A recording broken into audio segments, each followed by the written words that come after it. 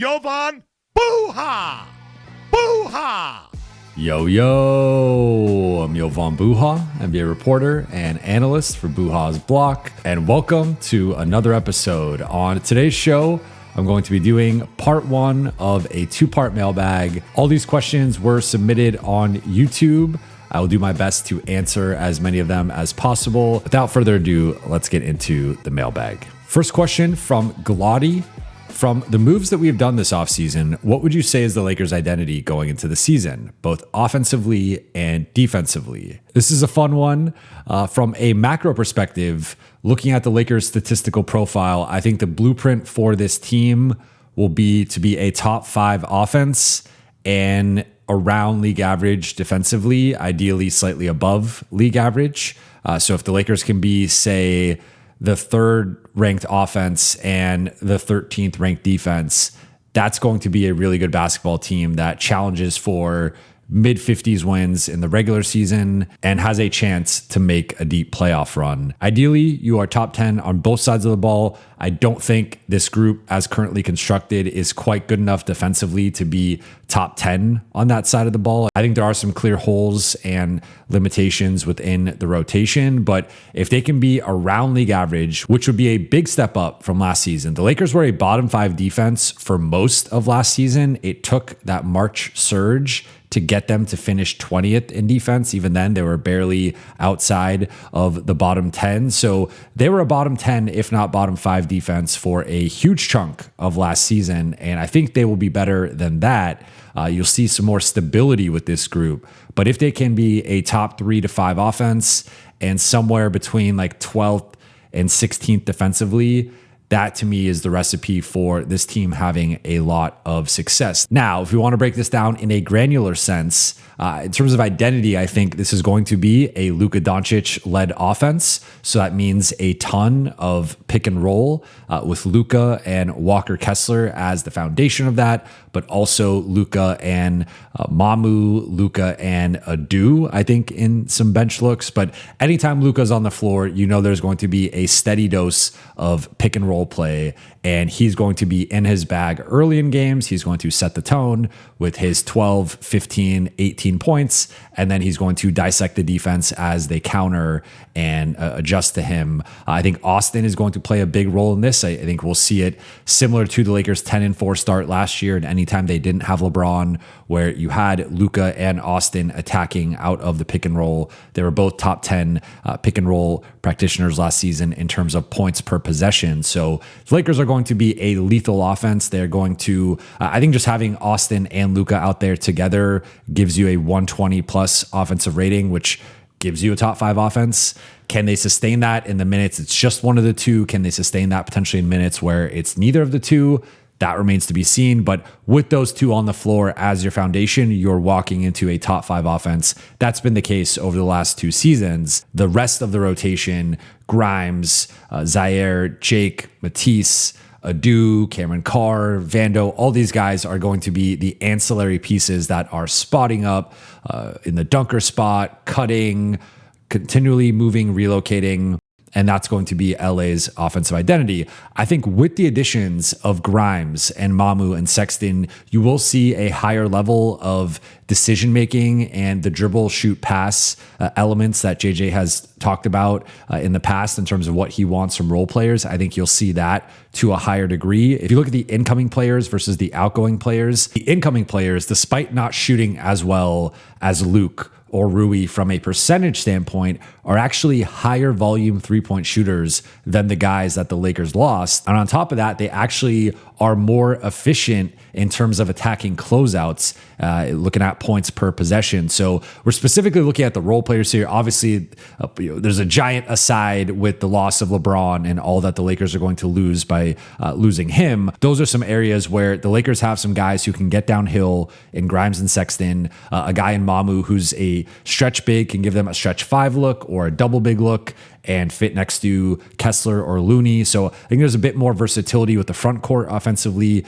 There's also some more dynamism, some more speed, some more downhill ability. Guys like Grimes and Sexton are better at getting into the paint, getting into the teeth of the defense compared to guys like Rui and Luke, etc. So I think the Lakers wanted more skill and versatility offensively, and they have that. If we're looking at an injury-plagued season, I still think they'll be top 7, but realistically, if they have normal health or even good health, I think this should be a top 3 offense this season. Now, defensively, it's TBD because I think the Lakers are asking, I've been making this point on Lakers Collective, they're asking guys at non-taxpayer mid-level exception and below level values to carry a certain burden defensively. And it's one thing when you have a Cason Wallace on a rookie scale deal or guys like that, Stephon Castle, where it's guys that are clearly should be making 20 plus million, 30 plus million in some cases. And they're just on that because they're so early into their careers. Like the Lakers don't have those guys. That's not Matisse Thybulle or Zaire Williams or Adu. Adu could eventually pop and become that type of guy. Cameron Carr could pop and become that type of guy. But as of right now, the Lakers are asking minimum guys or barely above minimum guys to fill these important voids of starting on a team that wants to contend for a championship and playing like primary defensive roles on a team that wants to contend for a championship. And so in terms of the defense, there will be a significant boost going from DeAndre Ayton and Jackson Hayes to Walker Kessler. That alone is going to dramatically shift the Lakers' rim protection and defensive rebounding and just overall interior defense. I think it's going to be in a better spot. The perimeter defense, I think there is now this influx of defensive playmaking with guys like Thybulle and Zaire. If Adu and Carr are part of the rotation, I think there will be some defensive playmaking there with the deflections and steals and blocks. So I think the Lakers have this ability to create some chaos with their current perimeter guys. I think the question will be, can those guys perform at a certain level offensively? And the only reason I bring that up is because JJ has shown he likes offense, he likes shooting. If you can't perform offensively, your role will be limited. So I do think those guys need to be able to make open shots, make plays, at least from a finishing perspective. They need to do the basics to stay on the floor for JJ. If they could do that, that will allow them to play a role and potentially play a bigger role than anticipated. And so I think the Lakers will be a heavier drop team and really try to focus on that point of attack defense with guys like Grimes and Thybulle and Sexton and see if they can funnel guys into Kessler. I think that's a real option now. It's different funneling a player into Kessler versus funneling a guy into Ayton or Hayes. So that will be a real weapon for them. And then on top of that, I think they can create some more chaos and have the defensive playmaking. Now, I think if you look at the group, it is more of like a help defense, defensive playmaking chaos group than it is a point of attack, wing stopping, I'm going to stop you. Like even Thybulle has slipped a bit as a point of attack / wing stopper. He is more of a playing the passing lanes, playing the driving lanes, helping type guy. So that's my primary concern here with this defensive group is that overall it's a bunch of minimum level guys, or in the case of Grimes, non-taxpayer MLE, but like guys in that general range of 3 to 15 million. They're going to need a couple of those guys to outperform those contracts to like a significant degree. And if they do, then the Lakers, I think, will be in the mix in terms of title contention. If those guys play up to their typical levels or they play up to their contracts, that's solid. That could be good value, but I don't know if the Lakers will have enough in terms of their defense. Like really the X factors will be Adu and Carr, and if either one of those guys can pop. I think if Adu can really become a fixture in the rotation, his athleticism, his defensive playmaking could be a huge boost for the Lakers. Cameron Carr, I think it's more so going to be the offensive end, but he could also do some defensive playmaking as well. So I think there's a lot of TBD, a lot of unknown variables, unproven variables with the Lakers defense, especially in a winning context. Like all these guys, for the most part, project as bench players right now, not really starters on a team that wants to win a championship. But just because you project one way doesn't mean you are one way. So that's the distinction I want to make here is a guy like Grimes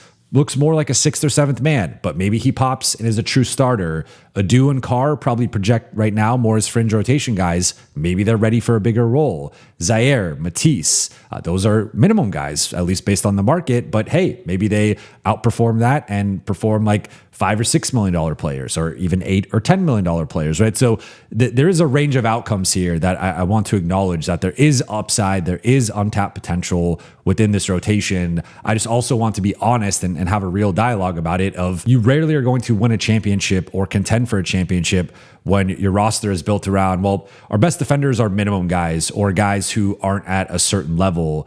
That's where I think the Lakers still have this hole as, in the starting group and overall just sliding everybody down. Like, we talk about, is it Jake? Is it Adu? Is it Zaire? Is it Matisse in terms of who's going to start? I think the real answer is it probably should be someone else that's not on the roster. And then, maybe Adu pops and he's eventually the long-term starter, or maybe someone else emerges off the bench and grows into that role. But as of right now, I think the real answer to who should be the fifth starter is someone not on the team.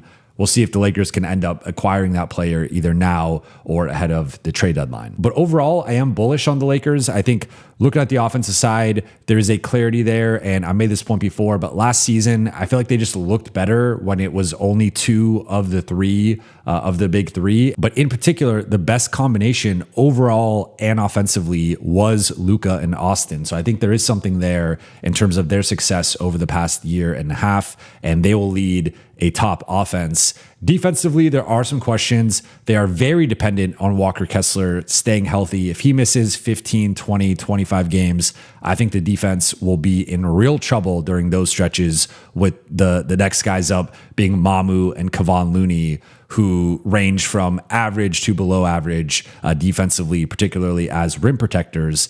Then looking at the rest of the group, like, it's just, can those guys step up? Can they cobble together this wing by committee and get by defensively? So right now, I would project the Lakers as an offense first team with the defensive upside to be around average-ish.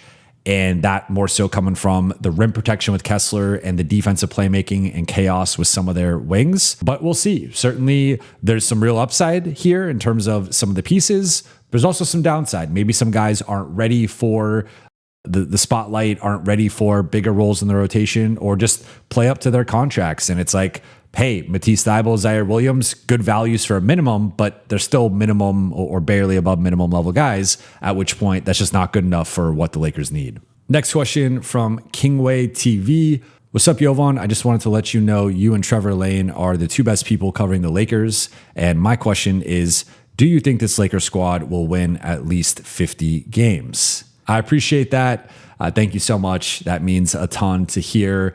And yes, I do expect this Lakers team to win more than 50 games.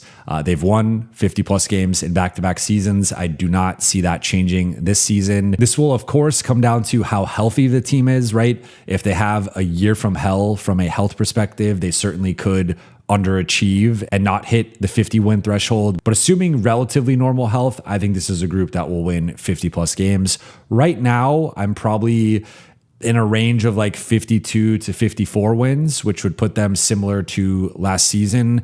I think one interesting thing for me is the floor with this team, to me, is undeniably higher than the floor with last year's group. Remember, last year's group had plenty of games where they simply got their ass kicked. They got blown out 15, 20, 25 points.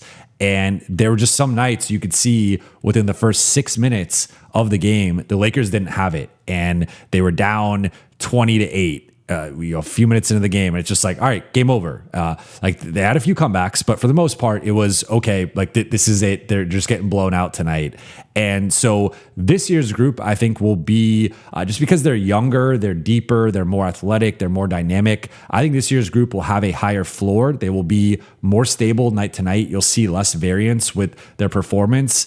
And so I think they might win like a similar amount of games, but it will be a more consistent product. And I think, remember, with last year's group as well, they had the statistical benchmarks of a team that was closer to 500 or just above 500, and they really punched above their weight with a bunch of close wins. And I think this team will still be good in the clutch because they have Luka and because they have Austin. And this has just been a hallmark of this group over the last couple of years. JJ also in the clutch with his adjustments and whatnot. But I don't think there will be as many close wins or as much as much clutch success, because that's difficult to replicate year over year. Denver's an example of a team that has had that over a sustained stretch, so maybe the Lakers can continue that. And they have tended to punch above their expected wins. But I think this year's group will just be more stable and have maybe not as high of highs as last year's group, but certainly not as low of lows. And they will not have, there was an extended stretch there of almost 3 months where the Lakers were a 500 team. I think middle, December through February, they were like 19 and 20. That I don't think will happen this season, of like that long of a stretch where the team is just mediocre or even, bad. And so I think this year's group, we'll see on the ceiling. Certainly some things have to hit for the Lakers to actualize their potential, actualize their ceiling. But I would say that for me right now, I would pencil this group in as a top 4 team in the West, as a team that's going to win 50 plus games. Next one from Jay Kennett Official. How do you think we'll fare this season, assuming we're done with our moves versus if we get Kuminga? Also, what's your favorite sitcom? This is an interesting one because my outlook on the Lakers isn't dramatically different with or without Jonathan Kuminga. What I like about Kuminga is clearly there's upside and potential, and we've seen the flashes of who he can be. And it's just now a matter of, can he be that player consistently? And also, can he buy into a winning culture? Can he buy into doing the little things? And I made the comparison to him being an Aaron Gordon or Andrew Wiggins type in terms of this former lottery pick who might have had ambitions of being an all-star, ambitions of being a go-to player, but eventually had a sobering, humbling experience a few years into the league where it was like, hey, you do have these physical tools, you do have this skill, this talent, these gifts, but you're not quite at that number 1 or number 2 level. But what you can be is a true number 3 or number 4. And I think if you look at what Aaron Gordon was able to do in Denver as the number 3 there, or what Andrew Wiggins did for the Warriors as the number 3 there, they both won championships as the 3rd best player. And of course, there were nights where maybe they were the 2nd best player, or maybe they were the 4th or 5th best player, but on balance, they were roughly the 3rd guy on those 2 teams, respectively.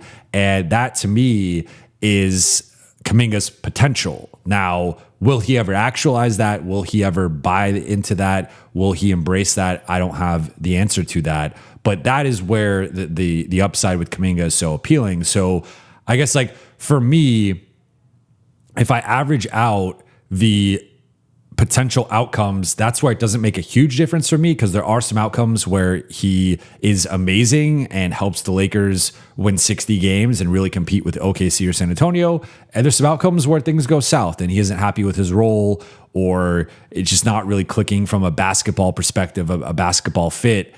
And he just looks like the odd man out, and the Lakers eventually have to try and trade him either at the deadline or next summer or even the following seasons. In general, the Lakers adding Kuminga might only affect the Lakers win total by a couple games. And I know that doesn't sound like much, but when you actually look at like estimated wins added and how much it takes for a player to influence wins, typically, like, a player adding 2 or 3 wins to your total is a notable number, and you'll typically see stars really drive that with 10, 15, 20 wins, whatever. But I think a guy like Kuminga could help the Lakers win 2 to 4 more games. But the real boost to me would be the Lakers having a clearer hierarchy within the roster, with the starting group, with the closing group, and also having a better construction to match up with OKC, San Antonio, New York, and the other top teams. Because right now, I think the Lakers would be asking someone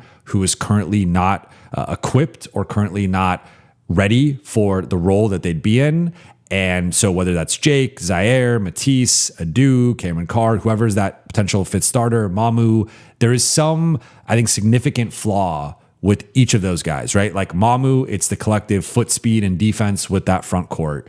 With Carr and Adu, they're just unproven. They're young. I think the Lakers need to bring them along, but bring them along at a relatively modest pace and let them find their footing. And if they pop and if they are ready for that role, okay, that's a different story. But I don't know if you can just assume that or put them in that position immediately, especially if you have championship aspirations. And then Jake, Zaire, and Matisse, I think just all project as bench guys on a good team, but not starters on a good team. So the Lakers have that clear hole that I think Kuminga can fill. He is a starting level wing/forward in the NBA. Now, is he a starting level wing/forward on a championship team or on a contender?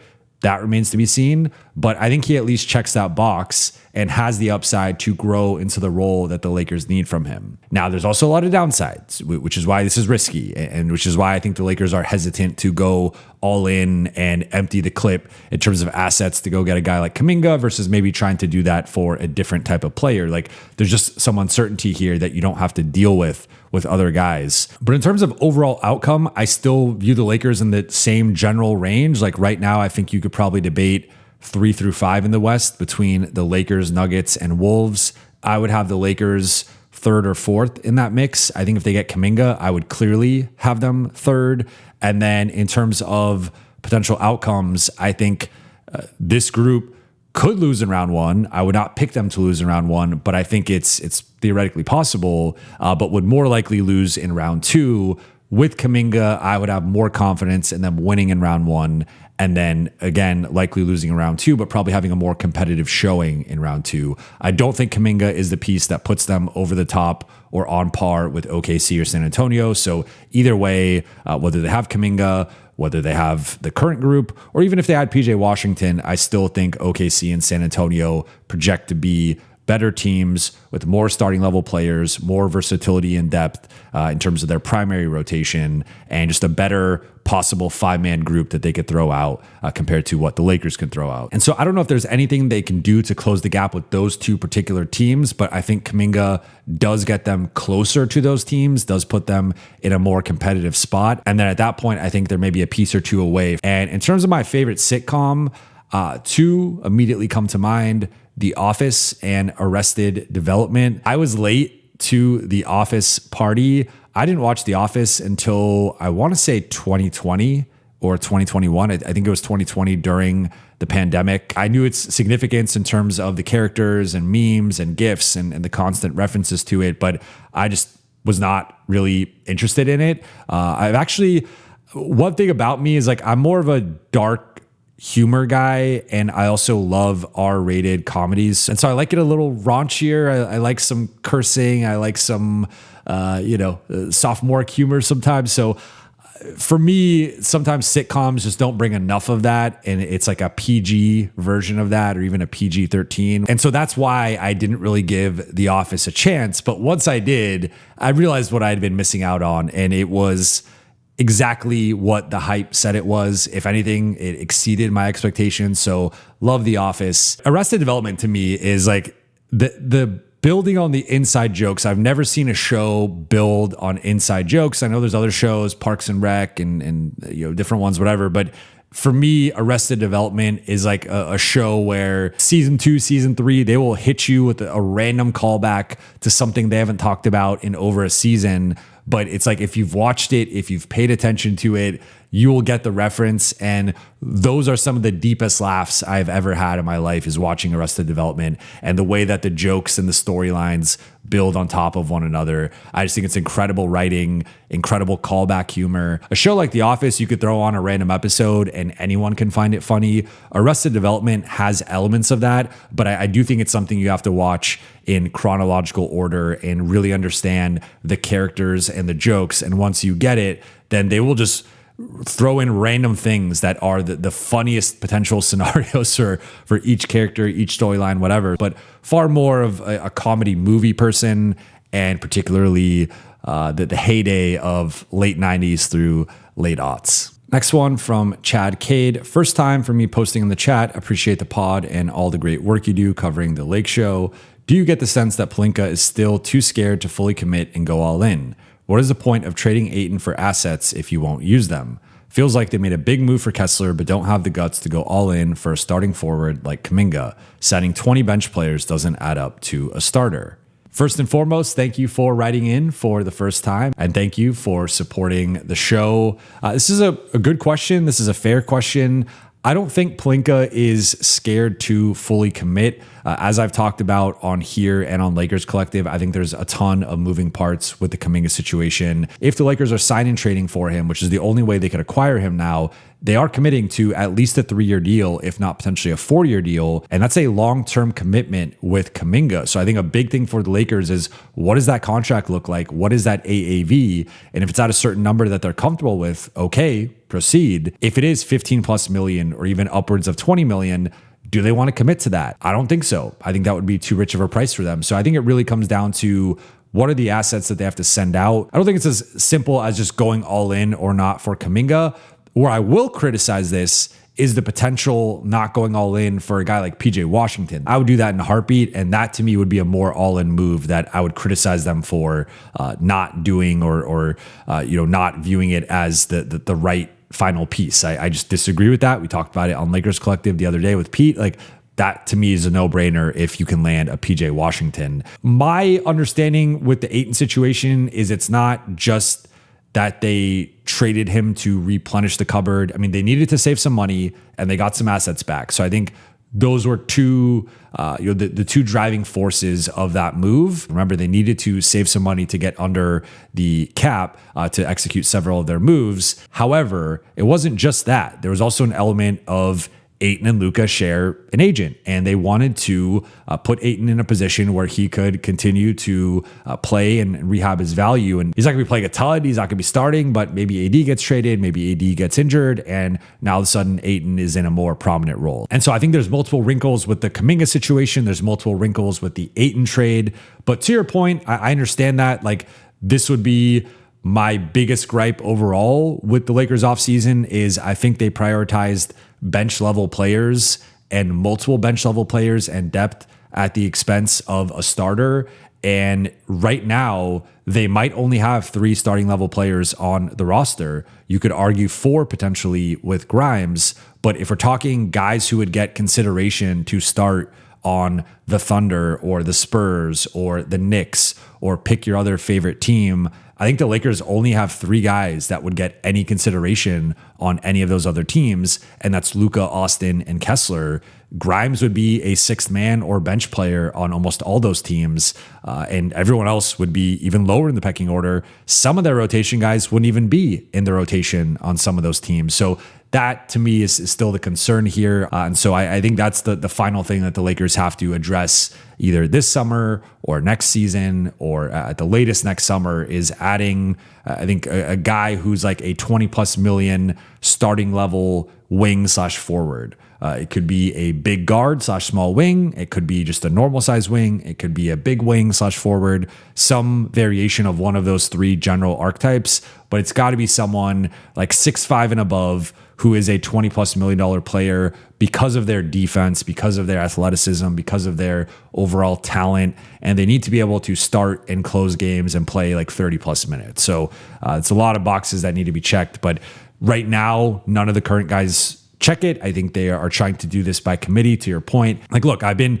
plenty critical of the front office in general. I've been critical of them at times this offseason, looking at the Sexton move, for example, compared to potentially keeping Marcus or signing Oubre. And that was in line with like looking for that stopgap on the wing. But I will say, like, the Kuminga situation is not binary. There are a lot of contingencies within that situation. And then the Ayton situation, they needed to find a way to save money. They got some assets back, and I think they did him a favor. So that's my read on those 2 situations. But certainly the Lakers need at least 1 more starter, if not a couple more. Speaking of that, this next one from Mr. Messenger. I feel like we are a starting 3, 4, and backup center away. What would be your plan to get those pieces by the start of the 2027 season? With an asterisk, you can make trades based off what you think fair market value is and free agency based on who you think will be there. A lot to unpack with this one. I think this is maybe a little bit of a pessimistic view of the Lakers offseason, but you could also argue a realistic view. This speaks to an earlier point I made in terms of the Lakers only having 3 locked in starting level players. Everyone else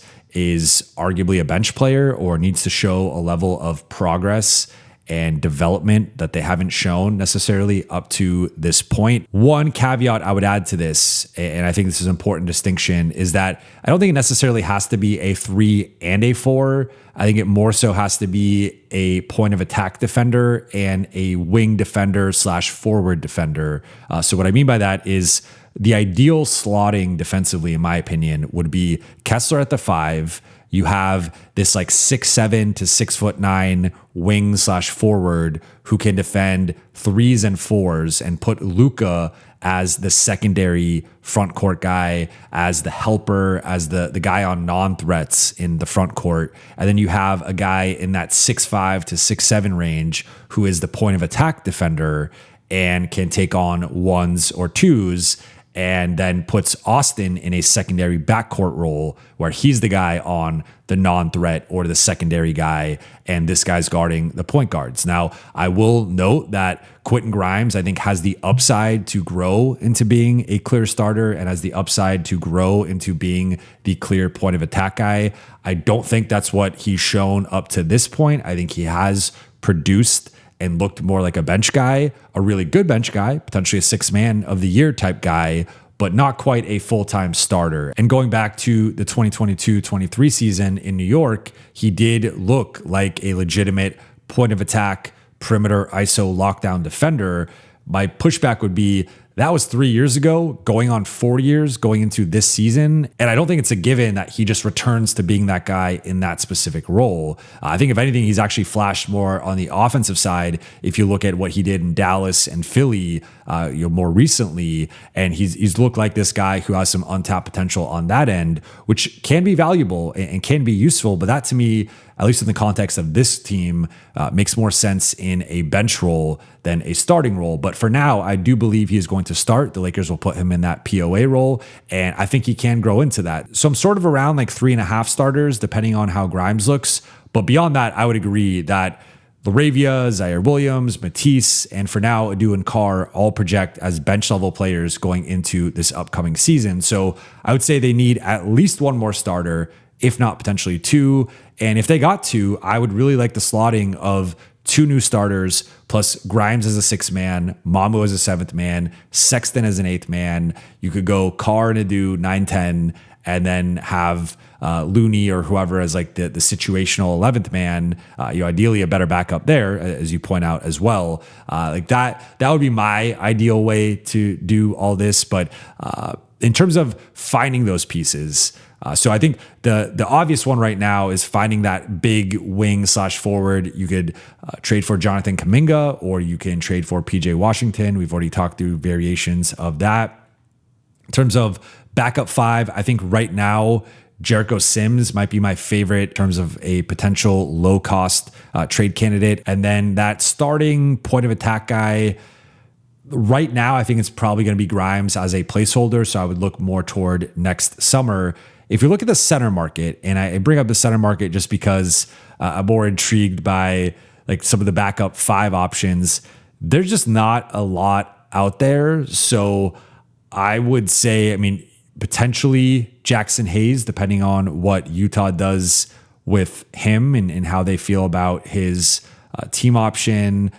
Paul Reed is an interesting name that I don't know if the Lakers can necessarily afford him, but it depends on how they want to allocate their money. Then you got Andre Drummond returning to the unrestricted free agency market, and Sims will be an unrestricted free agent. Jay Huff, Indiana has a team option on him. And then it gets Adem Bona. The Sixers have an option on him. Oso Ighodaro in Phoenix, they have a team option on him. Several of these team options I do expect to be picked up, but just noting that those guys could potentially become free agents. And so it's slim pickings on the backup center market. Maybe the prices for some guys drop, but that's a difficult one where I would probably look either buying an early 2nd round pick or continuing to evaluate G League level guys and seeing if someone pops or something like that. But just looking at next, like all these guys, you're not getting AD or Jokic or Cat or Gobert, and all these guys have player options. So might not even be free agents to begin with, could sign extensions or opt into their player options. I'm just noting the guys who are actually free agents. Goga Batadze, DeAndre Ayton, like those are some of the other names we could throw out there. Goga's interesting, but after the incident last year with Luka, I don't know that he'll be a Laker anytime soon. Like, it's just an uninspiring list, to be quite frank. In terms of wings, this gets a bit more interesting. There are guys like Cameron Johnson, Kyle Kuzma, DeAndre Hunter, Dylan Brooks. I don't think they will be in the mix for Brooks, who's making $21.5 million now and could be due for a raise, but potentially Johnson, Kuzma, or Hunter for the non-taxpayer MLE. My strong preference would be Johnson among this group. And then honestly, I might even go Hunter over Kuzma. I think that's close. I would honestly want to stay away from either one of those guys and view those guys more as bench wings than starting level wings. Then you get into Zachary Ricochet as a $17 million team option that we'll see if Dallas ends up picking that one up. Rui, there's a team option on him. Going down the list here, Vando has his player option, which he will opt into. Then we get to Derrick Jones Jr., Najee Marshall, two guys I really like. So I think Derrick Jones is a little small for that big wing / forward role, but can play that POA role. So Derrick Jones Jr. is someone I would be interested in. Najee, view more as a bench level guy, but would be interested in him as well. Keldon Johnson, Lou Dort, Max Strus. I like some of these names. Davion Mitchell is a name I really like. Dante DiVincenzo, depending on where he's at health-wise. Chris Dunn is another name I like. And so I think there are some options on the wing, some options on the perimeter for that starting point of attack role or the wing stopper / big forward role. I will say that most of these options to me trend more point of attack, smaller position, and the Lakers might already have that filled with Quentin Grimes. So this to me is another reason why getting a PJ Washington, getting a Jonathan Kuminga does make some more sense, because I think that role might be a little bit more difficult to fill, right? And so just looking at this list, I feel like the Lakers should try to get that starting level 4 and then see if Quentin Grimes can develop. And of course, there's a scenario in which Cameron Carr or Du Thero eventually develop into being those starting level guys. But that, my plan right now would be try to find some value with the backup 5. I don't think you necessarily need to invest a ton in the backup 5. Ideally, you add the Kuminga or PJ Washington and still access that non-taxpayer next summer, which is where getting off Vando's contract would be very valuable. And then again, if you go into next season with 2 new starters plus Grimes, Mamu, Sexton, Adu, and Carr as your primary bench group, I really like that and how all those pieces complement one another. So that would be my goal, would be to try to pull off one of the trades now, eventually get off Vando either now or next summer, and then still access the non-taxpayer MLE, add a couple of pieces that way, and then find a way either early second round or a minimum guy or someone ends up being available and you offer them the primary backup role in terms of the backup 5. That would be how I go about that. Next one from Pan_VL, a bit of a hot take, but I think a big part of Dalton's decline was actually because of JJ and the decreasing opportunities he got with the main team. I think that got him way out of rhythm, and combined with all the other factors led to where we're at now. Do you think there's some truth to that? And if yes, does that say anything about our future young prospects? Yes, I agree with this assessment. I don't think that's the only reason why Dalton has not become a full-time rotation player. I don't think he has progressed enough defensively. And I also look at the shooting, and there was actually a shooting decline this past year. So it's early into his career, but he is 25 years old. So he's already, theoretically supposed to be a couple years away from his prime. If you look at the average NBA career, like, he is not a fully formed product yet, but he is getting up there. He's only played a couple years, but there's a reason why teams were a little bit lower on him, or there are multiple reasons why, but one of them was the age and just like, how is this guy going to develop in terms of being as old as he was coming into the NBA. But I think there is something to JJ having a shorter leash with younger players, and particularly guys who make certain mistakes, not being as forgiving or understanding with those mistakes. Now, again, I think Dalton has had some opportunities, and especially at the beginning of the season, didn't do the best job of capitalizing on those. And if you go back, like, yes, there was, he got phased into a smaller role last season, especially after the trade. and remember, there was that shift where he was like, that stretch where he was just a one shift guy in the second quarter. He would start the second quarter, play like 4 or 5 minutes. They would see if he had his jumper going. If he didn't, that was it. Dalton was done for the evening. But that changed at the start of last season, especially with the injuries. You had Gabe injured and Marcus injured and Luka and Austin injured and LeBron was out. They had all these guys dealing with stuff, so that allowed Dalton to have some opportunities. And he had some nice performances, but I don't think it was undeniable. I don't think it was this situation where it was like, oh yeah, this is what we're missing in the rotation. Like Dalton needs to play moving forward. I think when you have that opportunity, you need to make the absolute most of it and show the coaching staff it's a mistake not to play me. And I don't think at any point last season did it feel like it was a mistake not to play Dalton. So, but to the future of the young guys, this is a fair question, especially with the Lakers having so many perimeter guys now, where you could potentially play Zaire and Jake and Matisse and Vando at the expense of Cameron Carr and Adu Thero. And I think that would be a mistake. I think looking at the bench and what the bench has, Cameron Carr has an offensive skill set that will allow him to play from day one. And I do expect him to be a rotation guy. The Lakers kept their first round pick. They traded up to get him. They invested in him. And I think they will try to develop him. And that will be a real emphasis for them. So, similar to Dalton, remember Dalton's opportunity at the beginning of his rookie season. I think Cameron Carr will factor into the rotation here. And he also has better defensive playmaking and just defensive instincts and fundamentals than Dalton does. So I expect Carr to be in the rotation. Adu is the one where I wonder if that goes a bit sideways, especially because he is still relatively raw offensively, still needs a ton of work on his jumper, particularly from deep. That's the guy that I look at is Zaire and Matisse and Vando, and Jake. You could throw Jake in there as well. Like, are those four guys going to take the minutes of Adu? Is Adu's development going to be stalled because of those guys? And I don't know the answer to that, but I would say I would really like to see Cameron Carr and Adu be in the primary rotation from day one, and then it be a bit of an open competition for that, guys to fill out the top 10, top 11. But if they're in there, like I think there's a clear top 7 or 8 right now. If they can be in that top 10, 11, I think that will really benefit them this season, and the Lakers will be better off for it. The Lakers really need both of these guys to hit.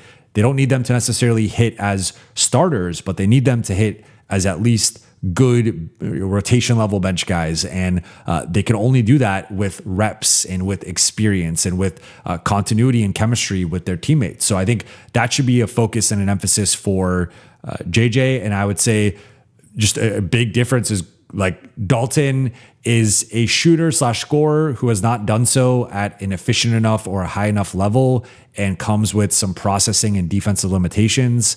Carr and Adu project as rotation level NBA athletes, and they also have more to their game than just that. Like Carr can do a lot of what Dalton could do, but he's also a bit more dynamic in terms of his 3-level scoring. He's a better finisher at the rim. He's also a better defender in the defensive playmaking with the blocks and with the steals. And then Adu is just like a top 0.01% athlete in the NBA. And he's got his physical tools and gifts that the rebounding, the motor, the defense, etc. So I do expect both these guys to be ahead of Dalton in the rotation. I expect them to get more opportunity than Dalton has gotten over the past year and a half, but definitely post trades. It's a bit of a concern for me, but it's not a big concern. I will make that distinction. JJ has shown that he prefers guys who are ready now, guys that play JJ style basketball, guys who are mistake free, play an analytical style. And I don't think that's always going to be Cameron Carr or Adu Thero, but the Lakers have invested in those guys. The Lakers want those guys to develop and grow and be a part of their future. So I think it'll be a situation where they find some common ground there, and JJ is playing those guys and trying to develop them. And then final one from Joe Little 4201. In the context of pivoting from LeBron, do you think the Lakers or the Mavericks have a better potential future? This is an interesting one that I'm sure will not be polarizing at all, because I know there's a part of Luka FC that still overlaps with Mavericks FC, and sometimes Mavericks fans will watch the content or whatnot. I will say that I believe the Lakers have the better potential future, and I'll say that for a couple of reasons.